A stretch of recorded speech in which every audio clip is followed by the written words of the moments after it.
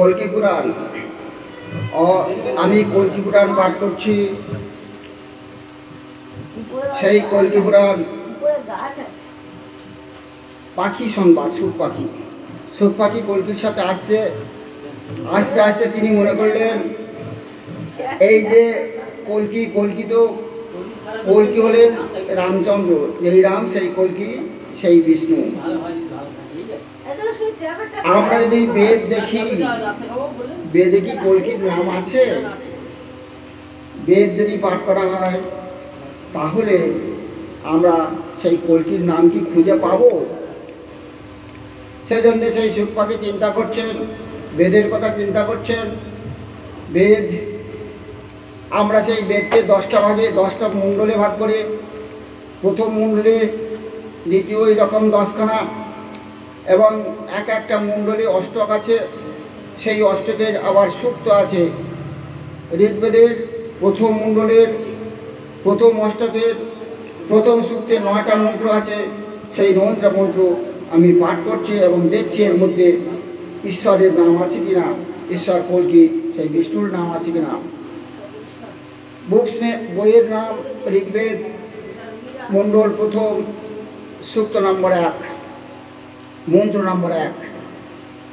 অগ্নি মিলে পুরোহিতং যজ্ঞস্য দেবমৃত্যুজাম। অগ্নি মিলে পুরোহিতং যজ্ঞস্য দেবমৃত্যুজাম কতরং রত্নাধতমম। 2 নম্বর, অগ্নি পূর্বেশি ঋষিভিরিদ্যোঃ নূতনৈরিতো স দেবঃ এহো বক্ষতিহি। 3 নম্বর মন্ত্র। বইয়ের নাম ঋগ্বেদ, মণ্ডল প্রথম, সূক্ত 1, মন্ত্র নম্বর 3। অগ্নিনা রৈমস্নাবৎপশমেব দিবদিবেহ যশসং বীরবত্তমম। যশসং বীরবত্তমম, যশসং বীরবত্তমম। বইয়ের নাম ঋগ্বেদ, মণ্ডল প্রথম অষ্টক, সূক্ত নম্বর 4। অগ্নেযং যজ্ঞমদ্দরং বিশ্বাস পরিপুরাসিঃ। অগ্নেযং যজ্ঞমদ্দরং বিশ্বাস পরিপুরাসিঃ স দেবেষু গচ্ছতি। আমি এই 4 নম্বর শ্লোক বিস্তার করেছি, বর্ণনা করেছি ঋগ্বেদের প্রথম মণ্ডলের। এখন আমি 5 নম্বর মন্ত্র পাঠ করে বিস্তার করব, বিস্তারিত আলোচনা করব।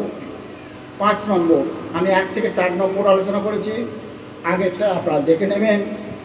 ঋগ্বেদের প্রথম মণ্ডলের প্রথম অষ্টকের প্রথম সূক্তের 1 থেকে 4 নম্বর আলোচনা করা হয়েছে। আজ 5 নম্বর। অগ্নির্হতঃ কবিক্রতুঃ।